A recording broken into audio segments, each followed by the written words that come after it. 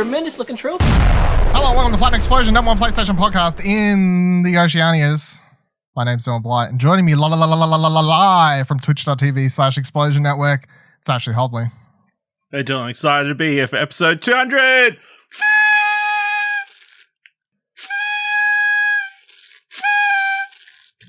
Quality content. That was quality content. So, on the podcast, I'm sure your audio is picking up, but yeah, Discord noise integration picked it up. So we're recording episode Platinum Explosion 200 live, of course, twitch.tv/Explosion Network. Thank you for everyone joining us here. Oh my fucking god. You gotta give me a sign. You got another one? Alright. Yep, go. Yeah. Episode 200! Episode 200!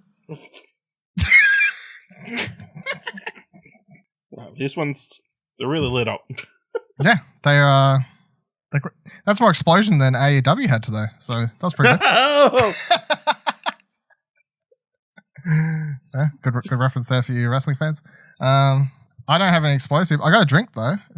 Do you have an alcoholic? No, I need to be completely sober. Why? Is this a serious podcast? Yeah. Keep things in check. All right, well, cheers to myself then, I guess. Episode 200. Cheers. What? Yep. Good job. All right. I've got a Midori Splice. Everyone? Drink responsibly. Oh.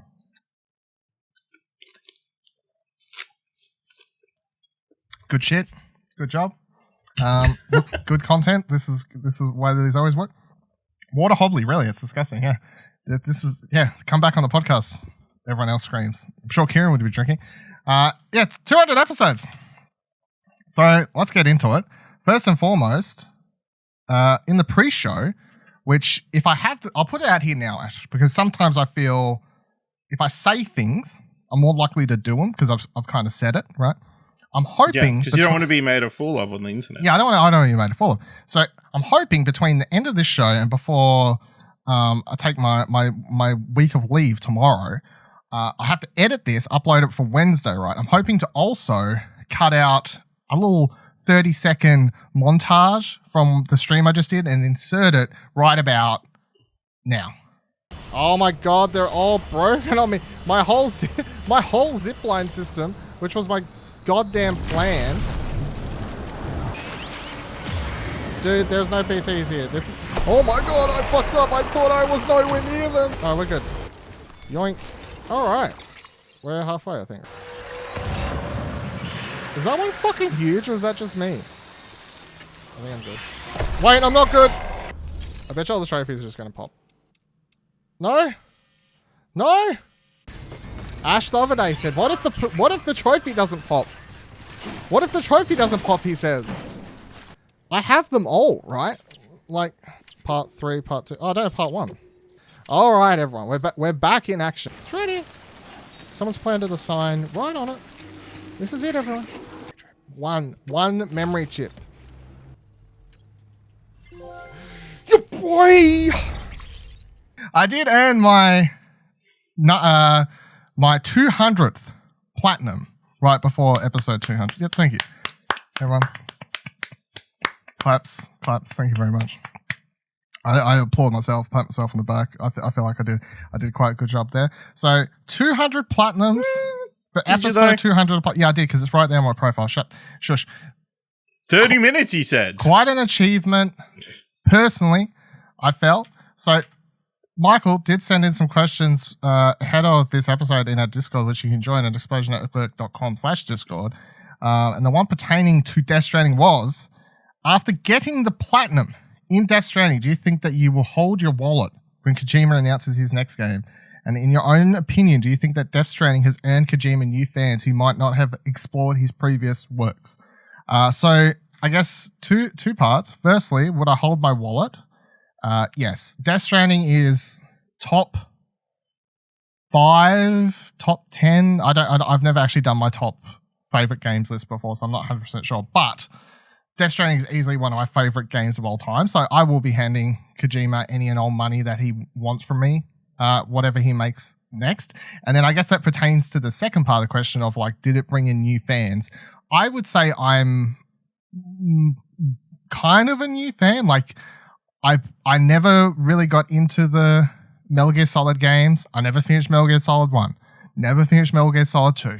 Never touched Metal Gear Solid 3.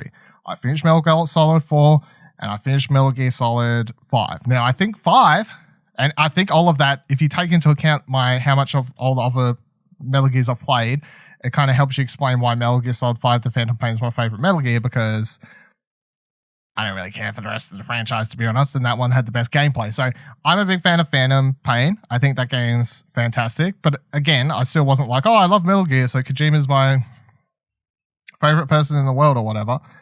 But Death Stranding, I don't know if you know this, Ash, but he invented a genre with that game. It's called the Strand genre, in case he wasn't head up there. Do you have any other examples of Strand games? I think there's a game coming out called Death Stranding Ultimate Edition. I think that's been rumored. So, okay. I think that would possibly take the cake on that one. Yeah. So I think I'm a new Kojima heartfelt fan. So yes, would you bring a new pip? Now, so I just platinumed the game, Ash. My question was going to be for you. Did watching me walk up mountains for 10 minutes in a row make you want to go back to it? No. No? Not at all? No, I'm good. How far did you get anyway? No, I'm not. Do you remember? I finished it. Oh, did you actually finish it? I thought you said you didn't finish it. Yes, we definitely talked about me finishing Death Stranding. Okay. Because it was like a 2-hour cutscene at the end. Oh, yeah, that's right, yeah. See, I thought you stopped at like chapter 12 or something. Maybe that was like, and then you went back to it. No, I like stopped for like a couple months. Or two. Yeah, that's what I thought. I couldn't remember if you said you went back. But then you're like, I was like 5 minutes from the last section of the game. Yeah. Mm-hmm. Well, considering the last section of the game is 2 hours of cutscenes. Yeah. It's hard to catch up. And fighting a giant lion. Yeah. Yeah, that's fine. Midori, what year is it? Look, these were on special the other week for, I think it was $14 after my staff discount that I get at the bowl shop. So these were, look, I'm all about the bargains. I know you can appreciate that, buddy. Come on. All about the saving the money. You got to do what you got to do. What was your hardest platinum trophy? What was the one that got you into your way? I guess I can tie that into, Michael had another question pertaining to, he said, what is the non-plat trophy that you're most proud of? And then it's like, what is the hardest platinum trophy? They're both under the same game. So that's, I feel like, the easiest answer. My hardest, my non-plat trophy that I'm the proudest of is a fucking bronze from Bloodborne's DLC called Orphan of Kos. And the trophy says, defeat Great One, Orphan of Kos. Because Orphan of Kos, say that 3 times, was, I think, the hardest boss battle in the entire Bloodborne game. And it sucked absolute ass. And I fucking hated it. And it was the one boss that I had left to do to 100% Bloodborne. Because I already had the platinum at this point. But I was trying to 100% the DLC. And it's the last boss in that DLC. And I legit thought I wasn't ever going to beat it. I was like, well, this is it. I've died like a million times. I'm never going to defeat the Orphan of Kos. I'm never going to finish the last boss in this DLC. I suck at video games. This is it. And then I finally beat it. So in my opinion, that's the hardest boss battle in Bloodborne. And that would be the hardest non-platinum trophy I got. And then I don't know. I feel like either Bloodborne is the hardest platinum I've got or Rogue Legacy. They're the two that I tie. But even though they're both very hard games, but they're very different, obviously. Like Bloodborne, I don't know. I feel like actually Bloodborne's possibly an easier platinum because you can at least grind to make the platinum journey a little bit easier. Like you can slightly make yourself like have a bit more HP so you can take that one extra hit and survive and stuff like that. Whereas Rogue Legacy was all Rogue Legacy was a hard platinum because there was some trophy bosses. There was a couple boss battles you had to do where they gave you a predetermined character where you basically just had to get good at the game's mechanics. So that was like the platforming and using their dash abilities and stuff like that. So, and I love that game. That game's good shit, eh? What trophy goals do you have, Ash? That's a good question from Buddy in the chat. What trophy goals do you have, Ash? How many trophies are you at right now? What's your platinum goal? Let's give you one now. Yeah. I know. You don't even know how many platinums you got? I have 10. Yeah, all right. So you have to get to 15 by this time next year. We'll see. No. Let's I'm not doing this Kieran shit. No. All right. Next 12 months, 5 platinums. 5 platinums in 12 months. You know? And if I get desperate, I'll just throw a couple of dollars at these Ratatico games. Exactly. Michael said all questions that he posted, he wants you to answer as well. You know, I am keen to see what Kojima gets, but I just told my wallet. Is holding your wallet like just throwing money at it? Ready to throw like money at people. Waiting. Yes. Okay. We've been burnt. Gamers have been burnt so many times in the last 12 months that 12 to 24 months that, you know, maybe don't pre-order stuff and throw money at stuff straight away. Didn't you pre-order Cyberpunk? No. Oh, okay. Oh yeah, I did. I got like at $69, like $40 off. So yeah, fucking see, there you go. See, don't pre-order unless you get like a deal. No. But yeah, look, buddy, I'm going to be honest. If he could get to 50 by this time next year, and it would take him like an hour with the amount of easy trophies there are now. I'm setting the goal very fucking low at 5 in 12 months, which is basically only 3 in 12 months after taking away 2 games. He's probably just going to platinum anyway. Now, what is your non-platinum most proudest trophy, do you reckon, Ash? Apex. Yeah? Which one? Yeah. What's that? Getting Apex? 100%. I mean, that's not really a trophy. That's just a... Isn't it? No, I mean, they don't give you a trophy for 100% in non-plat games.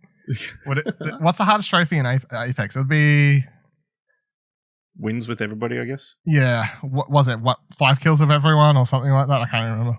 Reach level 50. I think that's the rarest one.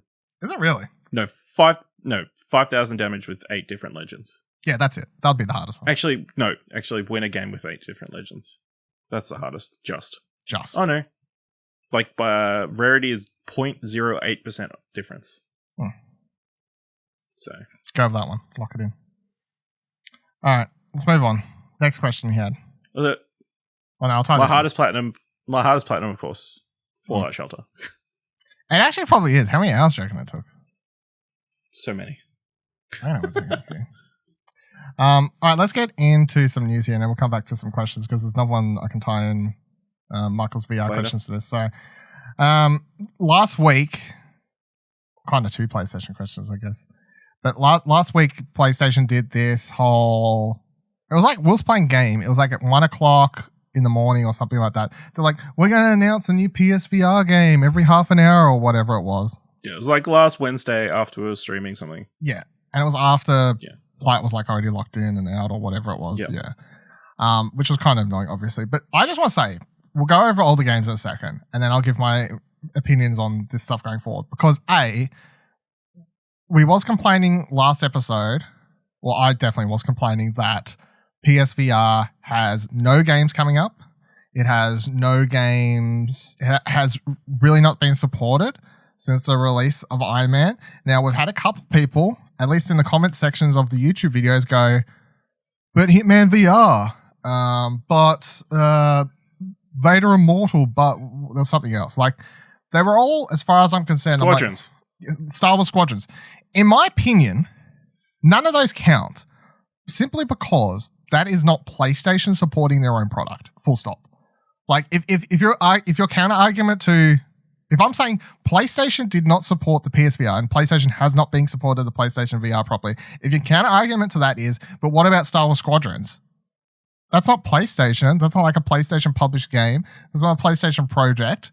Hitman VR is not a PlayStation project. You know what I mean? Like, it's not PlayStation putting out games or putting the power behind games. I don't know if that really counts. So, they did announce a bunch of games though. So we'll run through them, but I just want to get out of the way and say straight up that I actually thought it was kind of stupid the way they announced these. I think that in retrospect, given that these games were announced, what it would have been a couple days after they did that PlayStation blog post saying that PSVR 2 is a thing. Yeah, less than a week. And like with retrospect of having that information and knowing that they kind of announced the PSVR 2 or whatever it's going to be called. And then a couple days later, they randomly decided they'll announce a bunch of games for PSVR. I was like, why was there not just a state of play where you was like, hey, everyone, state of play Thursday, 20 minutes focused on PSVR news. Don't say anything about the future because then people would have got their hopes too high. Then they announce all of these games. They show off trailers for all these games. And then at the end of the stream, they have someone from PlayStation, I don't know who's like the head honcho architect of PSVR or whoever's in charge of that, who would be the spokesperson for that. But they come out and they say, hey, exactly what they said in the blog post. They say, hey, PSVR, this next version of the future of PSVR is on its way. Please be excited to learn more later. It's not coming out this year, et cetera, et cetera, et cetera. Hope you're excited for a bunch of games that to see you through to the next generation. I was like, why wouldn't that have been, you know what I'm saying? Like, fucking numbskulls. Yeah, did you have any, like, seeing the way they announced this? I mean, yeah, they could have just said a state of play. I think that probably would have gotten more buzz, but, you know. I guess they just did one, so it would have been weird if they'd done, like, 2 within a week of each other. Or they could have just, they could have added it to the... I don't think it would have been weird because the state of play. The PSVR audience is its, like, own thing, you know what I mean? Whereas but I feel like the state of play was PS5 focused, whereas obviously all these games are PS4 games. Yeah, I guess. All right. So first game announced. Oh, I'm reading these all by way of press start, by the way. After the Fall is a brand new first-person shooter game from Arizona Sunshine Jabs. It is a post-apocalyptic co-op shooter. The game takes place in 1980s LA with 4 different characters and loadouts of different enemies. The game will be coming out later this year, apparently. It had a creepy, I guess, somewhat creepy trailer or something. They showed off. It's very cinematic. It doesn't really show gameplay. Once again, this is the problem with VR games where you're like, okay, cinematic trailer doesn't really show me what the game's like. How am I supposed to tell how am I supposed to get excited or know what the hell's happening? You know, but I think Arizona Sunshine Devs leads a little bit of credence to it, I guess, because Arizona Sunshine that was the one that was scary enough to scare Nick back in the day, actually. Remember there was one that Nick said he, back when Nick was on the show, often talk about PSVR and stuff, but there was one game he was like, oh no, that one scared the shit out of me. Yeah, it was Arizona Sunshine because it had a bunch of zombies and stuff in it. So this was the one. So I'm open to being excited for this, but again, I'm just like, it's a trailer, it's a CGI thing. I'm not going to get particularly... It doesn't look very scary. It's like in broad daylight, but okay. Yeah, but when you're in VR, Ash, you know what I'm saying? When you're in VR. Okay. The next game they announced was Doom 3 VR Edition. It's releasing March 29th for PlayStation VR. It includes the entire game as well as 2 expansions, Resurrection of Evil and The Lost Mission, which have been recreated for VR technology. The VR technology allows you to peer around corners, angle your flashlight, mounted weapons, and do quick 180-degree turns. So this is literally just Doom 3, which if you've played before, or if you haven't played, which I presume Ash has. Doom 3, released 3rd of August, 2004. Yes. So it's quite old and it looks the age in the trailer that you can see right now.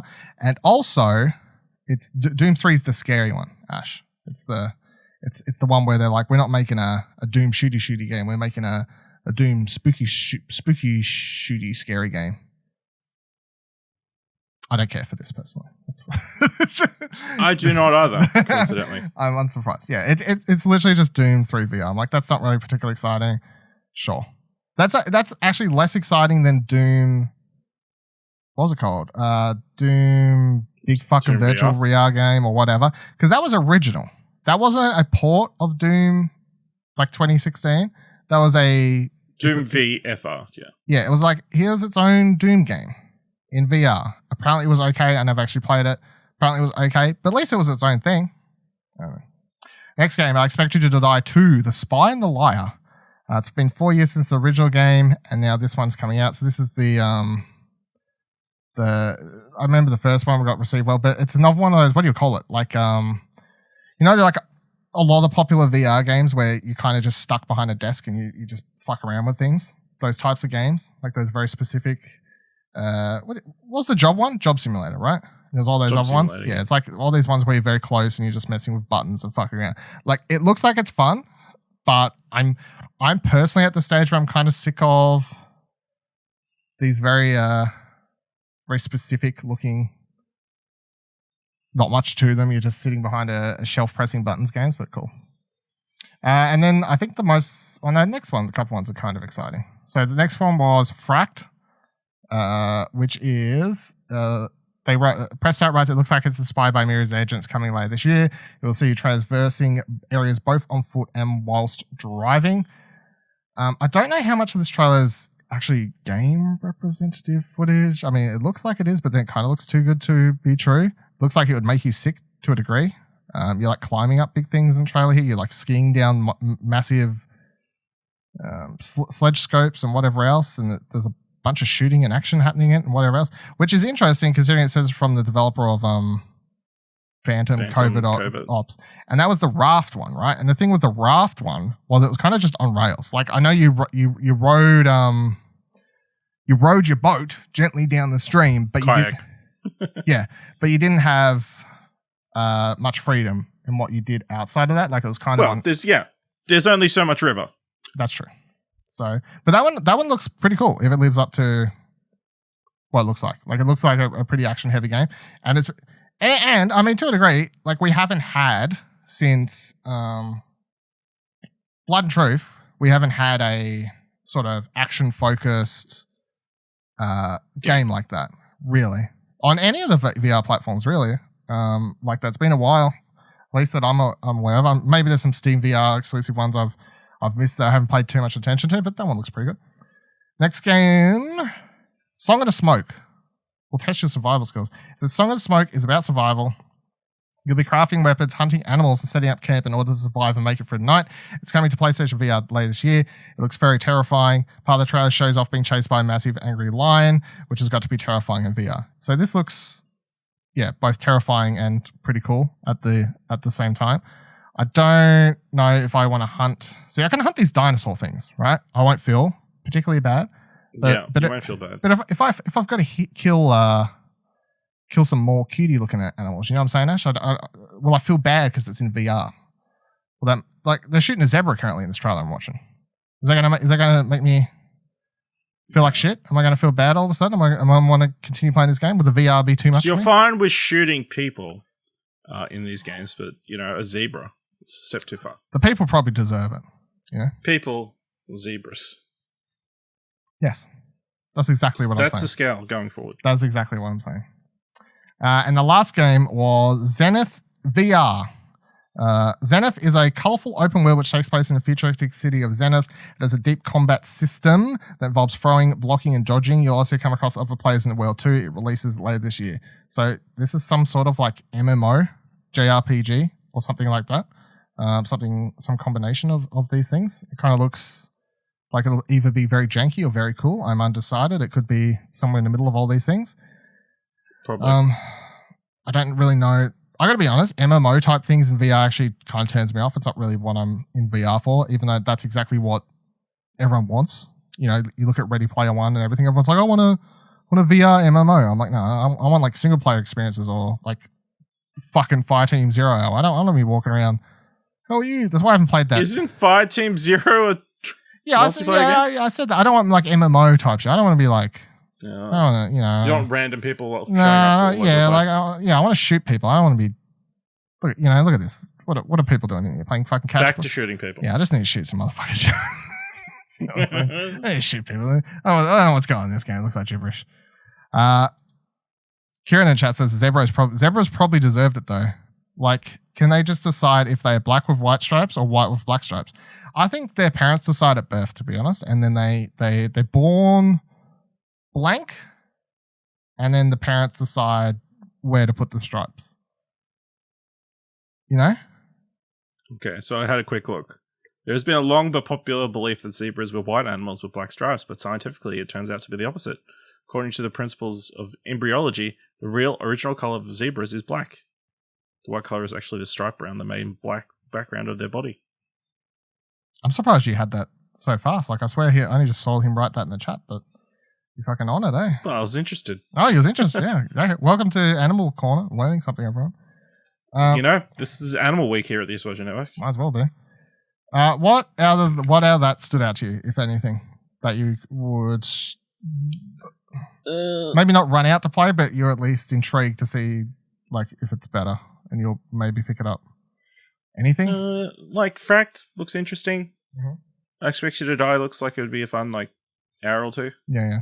But yeah, that's about it. Kind of all that's speaking to me. Yeah, and that's kind of how I feel too, and that's why that was a massive disappointment. So maybe that's why they didn't do a state of play.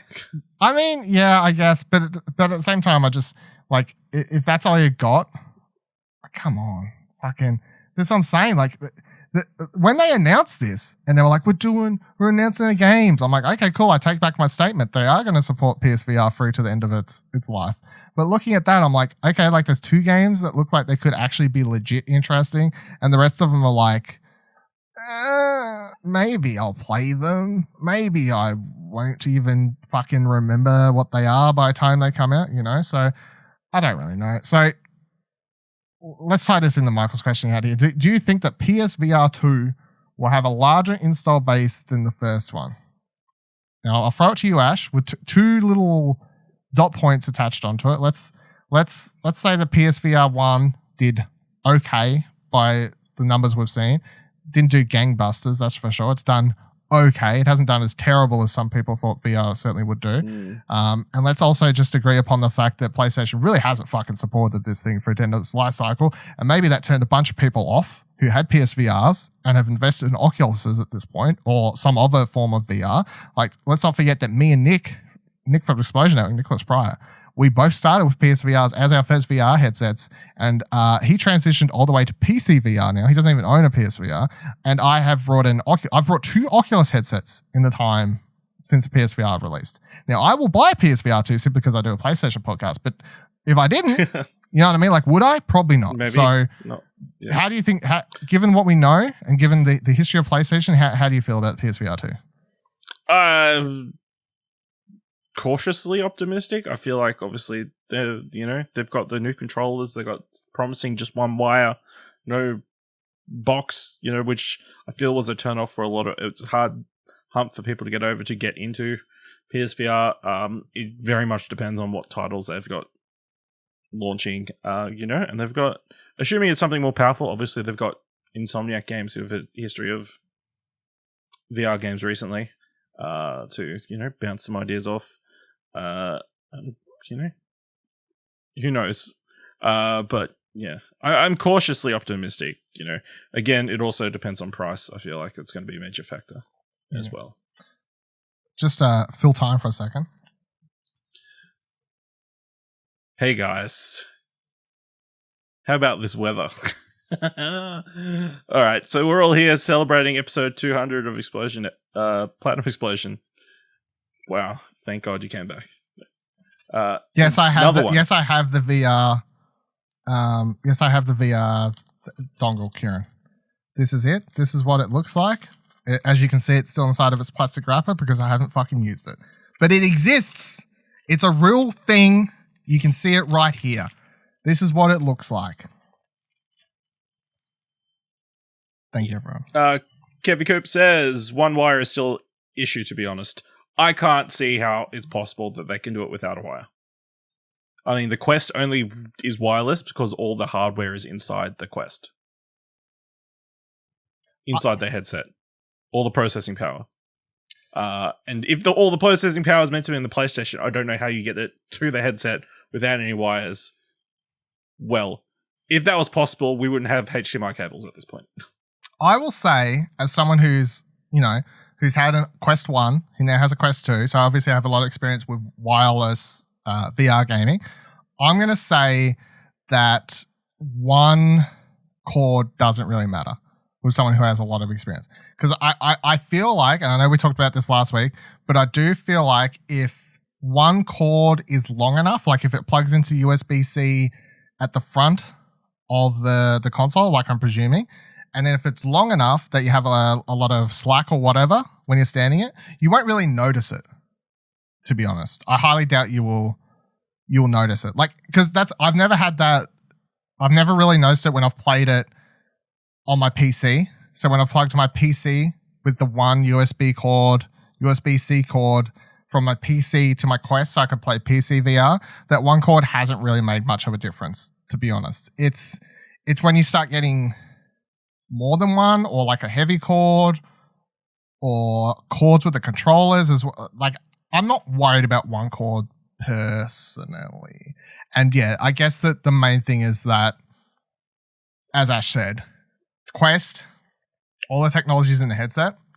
And the biggest problem with the first Quest that the Quest 2's improved on a little bit is that the original Quest headset was fucking heavy in the front, which meant I couldn't actually use it for too many hours because it basically makes your face without you thinking. You know, like if you're wearing something heavy, it basically made my face constantly like sort of drift down, and it would give me like sore neck pretty fast because of how top heavy and how annoying that was. The second one's a little bit lighter, but it still has that obviously top heaviness with all of the tech and everything on the inside. PSVR is obviously a lot lighter because it's simply just a screen or whatever, and it plugs into the PlayStation. So yeah, I'm not super worried about one. We'll see how it goes. Front heavy, yeah, classic. Yeah, don't say that outside of context. You know what I'm saying? But I will say.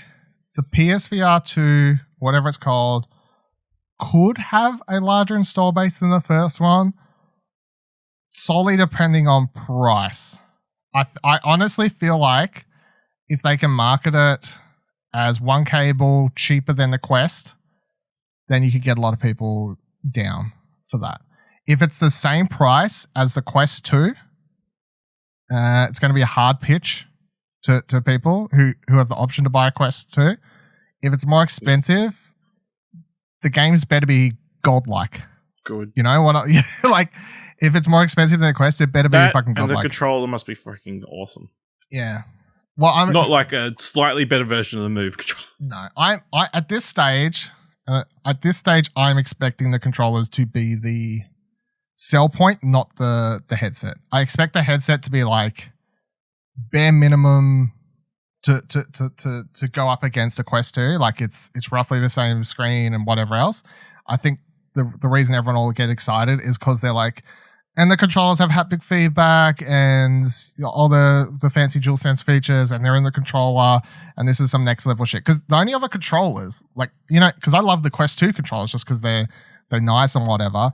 But obviously the best controllers in VR at the moment is the Valve Index ones, because they got the full like all four fingers and thumbs sort of control happening.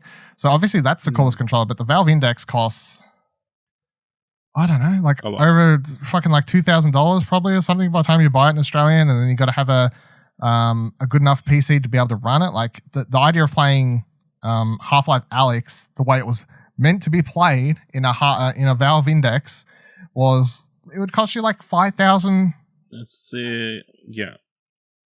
You find $1,499 US plus tax plus shipping. Yeah. Yeah. So let's just say that's like what? Double that roughly for Australian estimate? So 3,000? What? Come on. Fuck off. No one's paying that.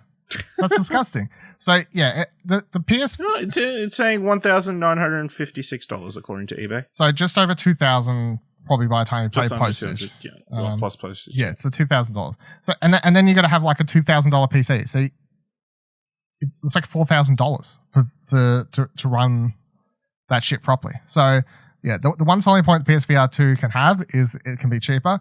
But again, its competition is the Quest. It's not the Valve Index. It's not the HTC Vive or whatever. Its competition is 100% on the Index. And I want it to do well, so I'm sure.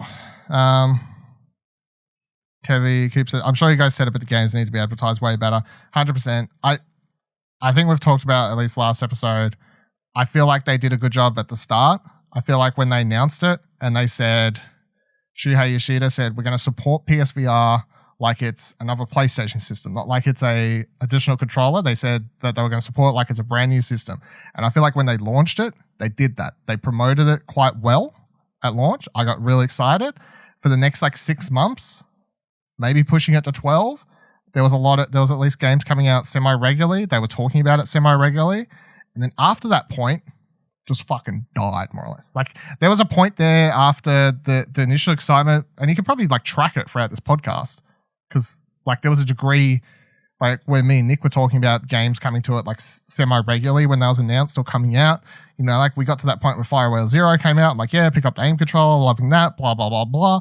And it was somewhere a couple months probably after that, things started to die down slowly. It was like, what are you announcing next? And they announced Blood and Truth. I'm like, cool, we'll get excited for that. But then it's like Blood and Truth comes out. What's next? Nothing.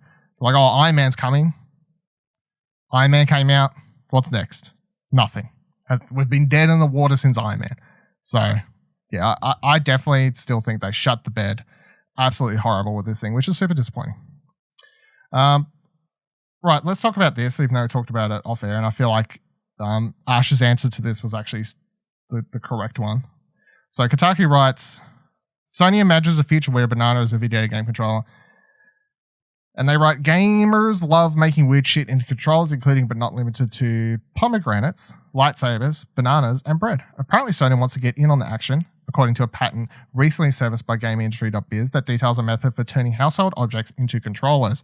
Sony filed a patent for the means of detecting, quote, a passive non-luminous object being held by a user and turning it into a video game controller. Quote, it would be desirable if a user could use an inexpensive, simple, and non-electronic device as a video game peripheral, end quote. Saying what we're all fitting, it cites as example options such as one orange, one banana, or two oranges and bananas. A camera could detect the item so they could be used as controllers, or a camera could detect a user's finger in the obtained images to coincide with the location of a virtual button. Blah, blah, blah, blah. And there was some patent images and some ideas and stuff like that. So everyone was laughing at this story, going, man, Sony, they're crazy. What are they doing? What are they thinking? Now, I don't know if you remember. I'm hoping you do, because I actually think what you said when we talked about this briefly off air is the correct answer to why this is like good research and why this could be implemented quite well. So do you remember? Yeah. Clearly, it's not Sony trying to push fruit on everybody. Even though make healthy choices, it's very much them getting into an accessibility market for controllers that could be used by anybody in any way. It's sort of competing with the adaptive controller, whatever it's called, that Xbox has. So if you can just make anything into a controller, I'm sure that makes it much easier for people who can't necessarily use a DualSense or whatever. They can stick the buttons or bits all over the place. Stick that analog stick somewhere. Well, don't take that out of context, you know what I'm saying? But yeah, otherwise, I agree with everything. I agree with you. I think that this is I think this is an accessibility thing. I think even if that's not the sole reason they originally started going down this path of finding out what and how this technology could be used, that's the way it would be implemented the best, and possibly what they've discovered down that road of experimenting with technology and stuff. Like, if you could literally turn anything into a controller and you can literally place the buttons where they're best for you and how they would work best for you, then yeah, that is a huge accessibility boosting, and that would actually be really cool. So, but it is quite funny to, like, when this story was going around Twitter, and if you didn't actually read it, the fact that people were just showing these images of bananas going, Sony's making a banana controller. It's not really true. Like, they filed a patent, but if you read the patent, it's not actually saying we're making a banana controller. You know what I mean? Like, the headlines were very, some of them were a little bit clickbaity. Like, Sony's making a banana controller. They're not really making a banana controller. Chat saying, Kevin Coop said, they did really well, going back to PSVR quickly, they did promote it well, exactly. I was keen, I got a VR for PS4 and it died. RIP. Sorry. If anything, I'd love a state of play for PSVR only. They did one, right, from memory? Do you remember? I think they did one. Yeah. For PSVR. It was like... I think they did one specific because they got a lot of shit for including the PSVR section during a previous in the first one. State of Play. Yeah. I think in the first state of play, they had some PSVR stuff in it. What are all these PSVR games? Yeah. And then they now they don't do any. Yes. So we went from one. So I blame those people. Possibly. Because I think the one they did focused on PSVR had Iron Man in it. And that was like the last time we heard about it. Then Buddy said, yeah, Beat Saber was really the killer app outside of Iron Man and Blood and Truth. The support has been scarce outside of indie and niche development. Yep. And then headset means more games, promotion support, especially other stuff the Vita and Oculus get that Sony don't get yet. I guess that's the biggest problem currently is that there's a lot of VR games coming out and not all of them are like super technical, but the PSVR is so behind that I'm sure developers would love to put these games on the PSVR, but they're like, we have to make it work with the Move controllers or we have to make it work with, this shitty fucking headset or whatever. So that's quite annoying. Talking about controllers, I'm doing a good job at linking up Michael's questions spread out through the show here. He says, if PlayStation doesn't release a pro version of their controller, which third-party manufacturer will it have a back button? I'm going to be honest, I probably wouldn't buy I don't really care for any of those third-party controllers because I'm sure Razer will do a PS5 DualSense. I'm sure a bunch of these other people that do them, like you walk through JB Hi-Fi, you see a bunch of these third-party controllers. I've never really wanted to buy one. I never really liked the look of them. I think that's my biggest turn point. Honestly, this is one of those things where I get kind of, maybe it sounds silly, but I always hate the look of those controllers. They always just look third party. You know what I mean? Like they always look like they're not right. And I just don't want to really participate. So yeah, I would assume that all the big companies will probably do their own DualSense Pro versions or whatever like they've done with PS4, but I'm sure some of them will have back buttons. I probably won't buy one unless it actually looks good and it's a step up from the PS4 ones. But yeah, how do you feel about that, Ash? Yeah, I can't even think of who would do one. Like, is Mad Cat still a thing? Yeah, I don't think so. Right? I think so. Aren't they? I think they are. Come on, you're googling now. You're like, I'm gonna. Come on. If you thought this question 2 minutes ago as I was talking, you should Google it then. Come on. Michael says that he likes using his Razer controller. Which Razer controller do you have? You have the one that came out like a year or so ago? Buddy says, just give me an official Sony Elite controller or hang out with the back button. Yeah. I feel like at this stage, because they fucked us on the back button, and personally, why they would fuck me on that, I don't know. But I feel like that means that hopefully we'll get an official Sony Elite controller and they will do it right. Because if they fuck it up, everyone will kind of just laugh at them. Like if they release an official Sony Elite controller that's nowhere near as good as the Xbox One, everyone will just point and laugh. Especially Xbox fanboys, they'll point and laugh and go, "You're charging the same amount, and that thing's a piece of shit." So no one will care. Did you find the answer? Yeah.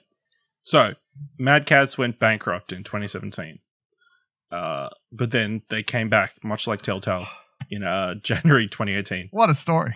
With completely new people. But yeah, I remember now. Because Rock Band 4 did so poorly, Mad Cats went bankrupt. Is that why? Really? Because they made all the peripherals. That was a major part. Okay. Didn't even know that. There you go. Yeah. Would you buy one? Or would you buy an official Sony one? Would you care if any of these official controls? Sony one, yeah. Yeah? No. As long as it... I think I'd just stick to the official Sony ones, yeah. Yeah, but would you buy a Pro Sony one? Like, could that grab your attention? Maybe. Depends on the cost. Yeah. What kind of features would intrigue you? Infinite battery life. Fucking infinite battery life over here. Come on now. Back buttons. Michael says he wants reprogrammable options and extra triggers. Yeah, like that's everything the Xbox has, so they need at minimum that. Yeah. You can be like that trader Nicholas Pryor and like get one of those things that lets you play with your Elite controller on PS4. Don't do that. I don't know how you can like swipe those. You can't play Ghost of Tsushima with it, so there's no point. Don't do that shit. All right, over at well-played.com.au, Adam Ryan, my mate, writes, the PlayStation Store will soon discontinue movie and TV rentals and purchases. Depending on how you consume media, this news will either be upsetting or confusing. Upsetting because you might rent movies and TV episodes from the PlayStation Store on the regular, or confusing because you forgot that was an option and figured that Sony stopped doing that ages ago. Regardless of which side of the fence you're on, it was announced on the PlayStation blog that movie and TV rentals and purchases on the PlayStation Store are being discontinued as of August 31st. And I shall stop there. Now, I will say this for people who are like, wow, I actually did forget that that's a thing. Did anyone ever actually use that? We did. I know both of us used it at least once because we did What Do You Want to Watch episode where we wanted to watch the film Mary. Country, right? What? I was going to say, wasn't it Mary and the Witch's Fire? Remember the anime one? I think maybe that one too. Yeah, that's the one I remember. I definitely remember that's the one time I definitely used it. There was the anime film Mary and the Witch and the Flower, Mary and the Witch's Flower, something like that. Mary and the Witch's Flower. Mary and the Witch's Flower, and the only place we could find it to rent, full stop, was weirdly actually the PlayStation Store. So we rented it through there to watch it. So I have used it. Now, I also know that other people, of course, have used it to watch and pay for wrestling pay-per-views, UFC pay-per-views, whatever the fuck else on there. But have you used it for anything else other than, like, what's your... No. No. And even when I did use it, it was like so hard to get to, you know? You had to I think you had to go through the store. There was no way to search on the web. No. It was like nigh impossible to find anything on there. So, yeah. Good riddance. Yeah. I highly doubt there's many people out there who are... There's like, with the addition of like Apple TV Plus and Amazon Prime Video and all these other apps on the PS5. Yeah. There's little reason. Especially when and YouTube, it's kind of like they're undercutting what PlayStation was renting or selling stuff at. And I guess most people's smart TV these days just hook up straight up to Google Play, rent movies through there or whatever else. Like when the PS3 came out and they added this feature, I guess, you know, like you think back then maybe it was more helpful, potential library that people had plugged into their TVs that they may not have had other ways, unless they brought like a Chromecast, because obviously you had to use to buy the dongle to be able to use Chromecast. So yeah, but it's definitely not something that most people are going to risk. Also, yes, Jim's son, Adam Dyson Rowe, Jim's son. Son of a gun. Sucker Punch. PlayStation Lifestyle writes, Ghost of Tsushima developers are now official tourism ambassadors. I thought this was a funny story. Ghost of Tsushima has reaped the rewards for developer Sucker Punch, even getting a BAFTA 2020 nomination for Best Game. According to VGC, two of the game's developers have now received their own honors. Game director Nate Fox and creative director Jason Connell have each been awarded with the title of Tourism Ambassador for the real-life city of Tsushima in Nagasaki. Fox and Connell join the ranks of notable Japanese people who have received the award in the past, but it's the first time it's been given to people who have, quote, spread the name and history of Tsushima through their works. The reason for this award was explained by Tsushima's mayor, Hiroki Hitakatsu, saying Fox and Connell spread the name and history of Tsushima to the whole world in such a wonderful way. Even a lot of Japanese people do not know the history of Genko period. When it comes to the world, the name and location of Tsushima, it's literally unknown. So I cannot thank them enough for telling our story with such phenomenal graphics and profound stories. I can't say I've ever seen a story like this before in video games, full stop. And I guess that's like the benefit of maybe you'll see it happen more in the future. It's definitely one, like, you think about Persona, Yakuza, right? They're basically tourism games for Japan, right? Yeah. You know, they make you want to visit Japan, and they feel like they go out of their way to make you want to visit Japan. They represent cities and real life places and all this sort of stuff quite well. I guess Tsushima does the same sort of thing, except for you're like, oh yeah, I might visit there where there's less violence and, you know, maybe I'll visit it now. Maybe it's a lot safer. So yeah, I thought that was a pretty good story. Definitely good for Sucker Punch. And then talking about the BAFTAs, Last of Us Part 2's recorded secures a record 13 BAFTA nominations. So I just continue to bring up anytime Last of Us is nominated for a fuck ton of awards, just to nail in the hammer of all the people on Twitter who were like, everyone hates this game. No. GamesIndustry.Biz. It's a bad game. Yeah, apparently it's a bad game. Naughty Dog's The Last of Us Part 2 is up for 13 awards at this year's BAFTAs, the largest number for a single game since the event started in 2004. Both Remedy's Control and Kojima Productions' Death Stranding were nominated for 11 each at last year's BAFTA Game Awards, but the PlayStation exclusive has surpassed that achievement by 2. Naughty Dog's celebrated sequel is a high point and an impressive night for Sony Interactive Entertainment. Sucker Punch's Ghost of Tsushima received 10 nominations. Insomniac's Marvel Spider-Man Miles Morales got 7. Media Molecule's Dreams got 7. And Sumo Digital's Sackboy A Big Adventure got 4. So shout out to PlayStation winning big at the BAFTAs. what's it stand for? British Association British of Academy of Film, Television, and Television Arts or Awards, something like that. I can't remember. Yes, things, that's exactly right. There we go. Smashed it. Got it well. So good job. Last of Us. Continue to fucking smash face. Dominate. Win big. Show to people that people actually do care and like The Last of Us and everyone, all you goddamn babies out there. Good job. And last two questions that Michael sent in for the show. Now, remember, he said we both got to answer these, so we'll see how we go. Question number one was, when will Buddy Watson be a guest on the show again? He's kind of here, isn't he? Like, my answer is I don't know. He's currently on a trial period as an Explosion Network intern, so we'll see if we'll see. Maybe in a few weeks. Yeah, we'll see. We'll see. See if he's allowed to come back. When will Kieran be a guest on the show again? Never. Done. I'm sick of hearing about Blue Point. Not until he gets all the platinums he promised. Yeah, that's actually a good point. Yeah, if he can hit that platinum point that he originally promised me, he can come back on the show. Until that point, he's banned. He's dead to me. Except for when I need him to record Arcade Couch. Except when we need him to come on because one of us is sick or there's a massive event or But for the most part, but all of that aside, Ash. He's dead to me. He's dead to me. He's fucking dead to me. I'll do it, I guess. There wasn't really much news. Fucking shit talked. Yeah, Marvel cast. Need him for that. Yeah. But on Platt. On Platt.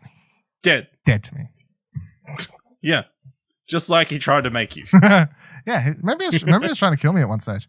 Yeah. I'm glad. So, spoilers. I'm just going to set everyone up. So, obviously, episode 200. Remember, I said I was taking a week off. I'm taking a week of leave, a week of absence, right? So, you may be like, great, Dylan's away. I may get to enjoy some Buddy Watson or Kieran next week since you're bringing them up. Maybe it's a setup for a 1-2 punch. You fucking wish. I've already pre-recorded. We recorded episode 201 before we did episode 200. That's right, because we're a professional fucking outlet and we're prepared and we know what we're doing. So, episode 201, it's me. But it's not actually. So get excited for that. It's past you. There we go. The horror question I missed. Fuck, I did actually. That's right. That was. Oh yeah. It was something like, would Ash play a horror game? I think. Hang on, I saw it in. Let's bring it. Our Discord, which you can find at explosion.com/Discord. Here we go. Have there been any horror games that you experienced FOMO with, Ashley? Dylan, let me tell you, Resident Evil 2? absolutely not felt any FOMO at all. Really happy that people are enjoying it, but not for me. What about you? You felt any FOMO about horror games? I don't know. What counts as FOMO? Like, I missed out on playing it. No. I played it, right? Like, if it was a game I wanted, I just played it. I think it was any FOMO. FOMO? Nah. No FOMO. Maybe I was kind of annoyed. I didn't play Resident Evil 7 until this year, because then every time everyone's been getting mega hype for 8, or like everyone talked about being 7 so good. Does it count as having a bit of FOMO? I was like, I can't really participate in this conversation properly because I haven't played it. I played it now. It was a good game. Not that scary. Apart from that first couple hours. But other than that, it's pretty much downhill from there. Easy rider. You know what I'm saying? Motorbike movie. Sure. Hopefully PlayStation doesn't screw us with any big news between now and episode 201. Let me clarify. Episode 201, 0 news. And let me also add something else. When you listen to or watch episode 201, I start the episode by making a joke how there's no news and we pre-recorded it. So you can experience... So there definitely won't be any news. If there's big news, Ash can record a podcast with Buddy, but Kieran's dead to me, so I don't want to hear about that. Yeah. If there's only some... It'll be on Arcade Couch. We can find explosion.com/Arcade Couch. If there's some big news, I'll get to it next week. They do. Anyway, that's it for that's it. That's all the news we got. That's all I had to talk about. Thank you for joining us live. Thank you for everyone who's been around from me earning Ash blowing these fucking things are going to work out so much better if you're watching this after, because you'll be actually you can hear the fucking sound effect, because currently it is just. Turn the suppression off. I heard something then. Go again. Try again. I turn the suppression off. Yeah, try. There we go. Good fun. Fucking hell. Yeah, thank you for joining us. Thank you for anyone who joined me from the start of earning the Death Stranding Platinum. 200 Platinums, 200 episodes of Platinum Explosion. Crazy. Yeah, it's pretty great. I all because Kind of Funny stopped doing PS I Love You XOXXO. Yeah, so you can thank them for this, I guess, if we want to do that. Otherwise, if you're listening to this, obviously podcast version, this went up at normal time Wednesday. No video version went up on episode 2 on Wednesday as well, obviously. Thank you for the more extra biddies. Thank you very much, Michael. Thank you. I guess the big difference, the one thing I'll say, good job, Ash, for handing in the last 100 episodes. Obviously, I feel like this has been his era. You know, that there was like the Kieran era, or the first 100 was like more of a mixed bag. I definitely feel like this has been Ash's era for the last 100, or you know, him just having to sit there and listen to me fucking rant about trophies for half an hour at times. But you know, he's good at that. Yeah. So yeah, I'm very good at listening to you talk rant about trophies. Good job to Ash. I'll give him a bit of a clap. Yeah, good job. Thank you, Dylan, for all the work you do on Platinum Explosions. You know, putting all the notes together, recording, editing, artwork. Stay up late to earn trophies just for the podcast, not for myself. So just for the show. That's fine. Yeah. This is our longest running podcast on ExplosionNetwork.com, so that's pretty good. I feel like getting to episode 200 of anything is pretty epic. You know, 200 episodes of podcast. That's pretty fucked. We've been recording this for 3 years, 4 something years, or whatever it is. 4, I guess. 2021. Almost 4 years. Almost 4 years. That's pretty fucked. That anyone listening to this. Yeah, so shout out to everyone in chat. Shout out to, you know, long-time supporter Michael, of course, who's here listening, always listening to the show, long-time massive supporter. And then also shout out to that one guy in the YouTube comments who always gives me shit and acts like he doesn't listen to the show or watch the show on YouTube. I know you're fucking watching. You're going to comment something like, oh, you fucking blah, blah, blah, VR. Yeah. Thank you for watching. Yeah. You're the best arsenic deal. Thank you for supporting the show by constantly shitting on us. I appreciate that as well. That's good shit. Yeah. And I'll do it. I'm going to end the... Appreciate all the support, even if you hit that dislike button. Hit a like button, hit a dislike button.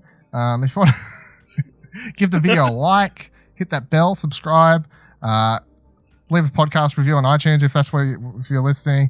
Leave I don't know, support us, explosionnetwork.com/support. Head to our Ko-fi page, drop $1 or $2 there.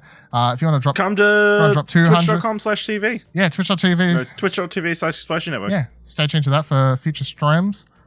Streams in the future, play games. Maybe not games that are really slow platinums, but that's fine. Won't do that again. It's fine. Buy a coffee, drop your Prime sub. Yeah, thank you. Gotta hit all the boxes, Ash. You know, this only happens. Yeah, hit all the boxes. Only hit 200 once. Only hit 200 once. If everyone who's listening to this could head over to our Ko-fi page and drop $200 each for every episode that there's been, I feel like that's the bare minimum. That's more than fair. One coffee per episode that's been recorded. That's I think that's I'm sure fair. they all deserve at least $1, yeah, right? That's fair. So I can't think of any dud ones. No, not a single dud one. They're all 10 out of 10. Definitely 10 out of 10. So thank you very much. I'm going to end the video and podcast now. Thank you very much for joining us. Until next week, it's a pre-recorded episode with no news. Hey, I just want to shout out, obviously, before a couple of NPCs had their 225th episode, but also final episode. We met Alex and Andrew at PAX and that kind of stuff. They've always been super nice to us. So even then, what's the word? Rated your stream. Yes. After their episode, so you know, shout out to those dudes. They're awesome, and they're excited to see whatever they do next.